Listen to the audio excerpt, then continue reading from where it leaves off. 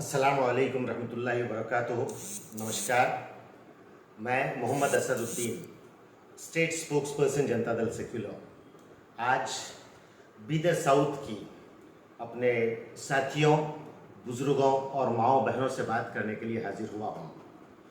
10 मई को इलेक्शंस होने जा रहे हैं असेंबली के।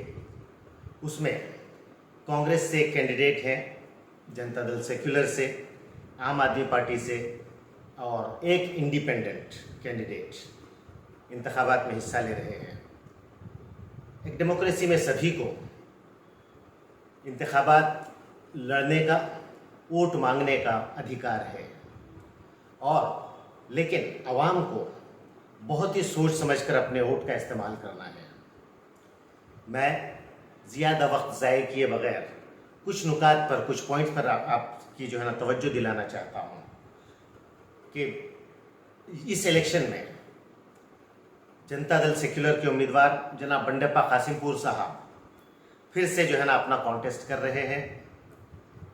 ये बंदा खुद सेक्युलर होने के साथ साथ एक ऐसी पार्टी की नुमाइंदगी कर रहा है जिसने समाज के तमाम तबकात के लिए उनके अपलिफ्टमेंट के लिए, उनकी तरक्की के लिए काम किए हैं, किसानों के लिए काम किए हैं। उनका मैनिफेस्टो आपके सामने है। इसी जमात ने, इसी पॉलिटिकल पार्टी ने वोकल लीग के साथ साथ मुसलमानों को भी रिजर्वेशन दिया था, जो सारे हिंदुस्तान में एक अपनी मुनफरद हैसियत रखता है। अब उसके साथ एक दूसरे अपना सियासी जमात कांग्रेस के कैंडिडेट भी यहाँ पर मौजूद हैं, अशोक खेनी साहब।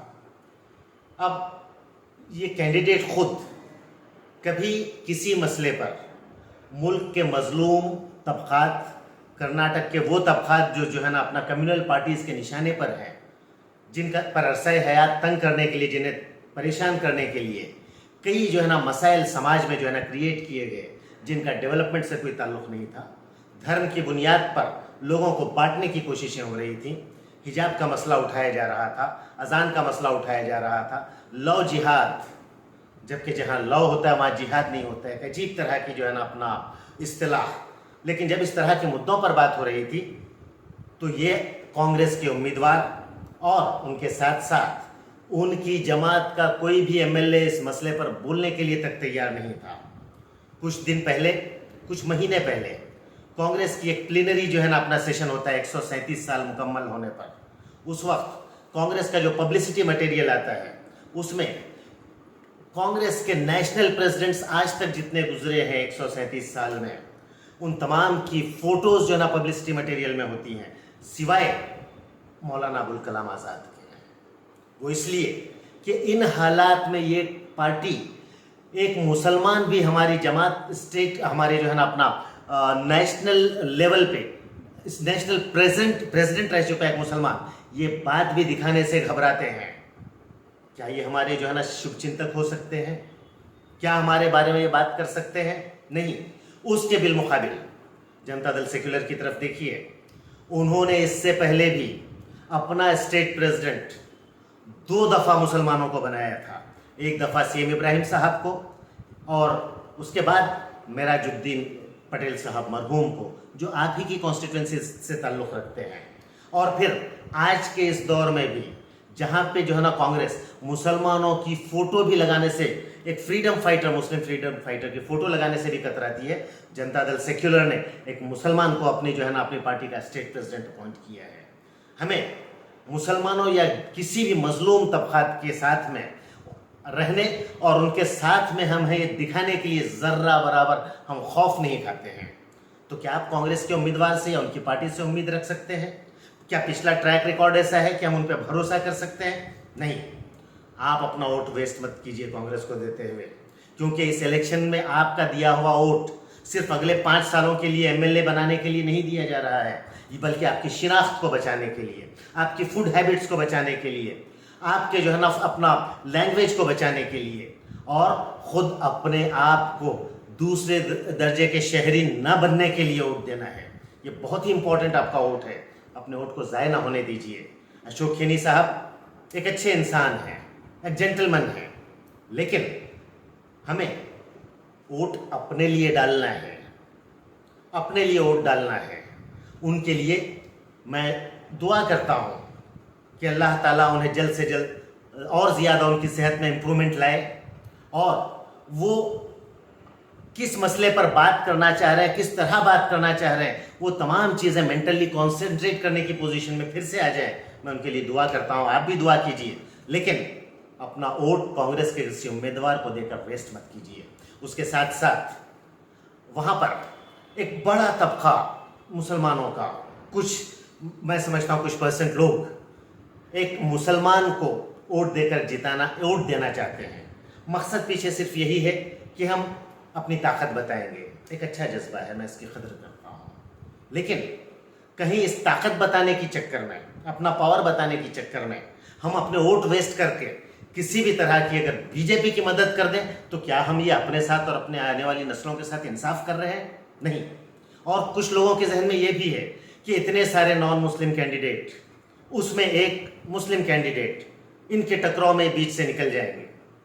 دوستو، ہسٹری یاد رکھیے، یہاں پر اس سے پہلے بھی یہاں سے بی ایس پی کا ایک مسلم کینڈیڈیٹ نے کانٹیسٹ کیا تھا، مسلمانوں نے اسی امید پر ان کو ووٹ دیا تھا کہ بیچ میں سے نکل جائیں گے۔